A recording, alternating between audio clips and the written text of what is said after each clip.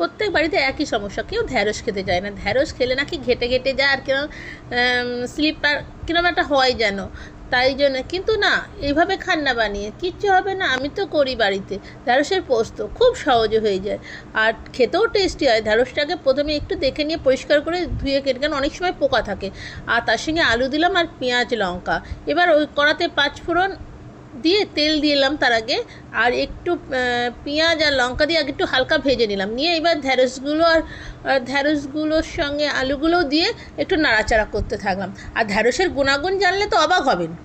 ঢ্যাঁড়সে প্রচুর পরিমাণে vitamin C, খনিজ ও ফাইবার থাকে। এতে রয়েছে protein, calcium, magnesium, phosphorus, iron, potassium, zinc, manganese ইত্যাদি। ঢ্যাঁড়স খাওয়ার অনেক উপকার রয়েছে। তার মধ্যে ঢ্যাঁড়সে থাকা ভিটামিন সি শরীরের রোগ প্রতিরোধ ক্ষমতা বাড়ায়। ঢ্যাঁড়সে থাকা vitamin C, vitamin B, vitamin A, আয়োডিনের অভাবে সৃষ্টি গলগণ্ড, মস্তিষ্ক, হৃৎপিণ্ডের দুর্বলতা প্রতিরোধে সাহায্য করে। ঢ্যাঁড়সে রক্তের চিনির মাত্রা এবং ডায়াবেটিস নিয়ন্ত্রণে করে থাকে। কিছু না, ঢ্যাঁড়স জলের মধ্যে ভিজিয়ে সেই জলটা খানিকক্ষণ পরে খেয়ে নিন না, দেখবেন সুগারে অনেক নিয়ন্ত্রণ করে। আর এটা আমার চোখে দেখায়।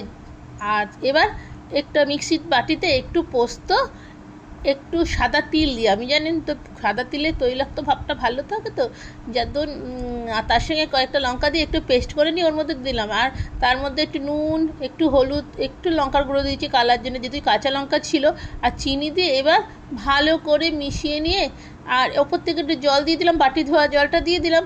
আর খানিকক্ষণ ঢাকা দিলেই, বেশি নাড়াচাড়া করবেন না, সেদ্ধ হলে আস্তে করে নামিয়ে নিয়েই তৈরি হয়ে গেল পোস্ত। এবার প্রতিদিন যদি ঢ্যাঁড়সটাকে ভিজিয়ে রেখে সেই জলটা খান, হজমের পক্ষে কিন্তু খুব উপকারী। এর থেকেও বড় কথা, ঢ্যাঁড়সে থাকা স্লিপারি অংশের জন্য কোষ্ঠকাঠিন্য দূর করে আর ওজন কমাতেও সাহায্য করে। তাই খান, ঢ্যাঁড়স খান, কিন্তু বিভিন্ন রকমভাবে একদিন ঘুরিয়ে ঘুরিয়ে খান না। আর আমার হয়ে গেছে এদিকে রান্না, আমি নামিয়ে নিলাম বাটিতে, বলেইছি অ্যালুমিনিয়ামের একটা রাখতে, গরম করতে শুনে বাহ, টেস্ট হয়েছে খুব সুন্দর। এই যে খেয়ে দেখলাম, একটা হচ্ছে দেখুন ঘাটিনি, সব গোটা গোটা ছিল, সত্যি অপূর্ব স্বাদ।